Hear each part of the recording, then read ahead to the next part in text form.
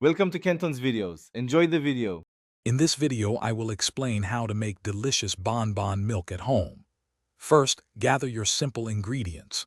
You will need 4 cups of whole milk, 1/2 cup of granulated sugar, and your preferred flavoring.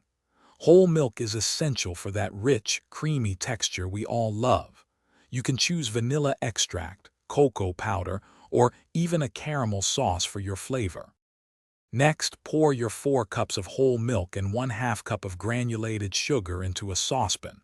Place it over medium-low heat. It is crucial to stir the mixture continuously. This ensures the sugar fully dissolves and prevents the milk from scorching on the bottom. Remember, you want to warm the milk gently, not bring it to a boil.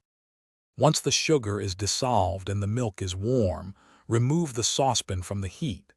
Now, stir in about 1 teaspoon of your chosen flavoring, like vanilla extract.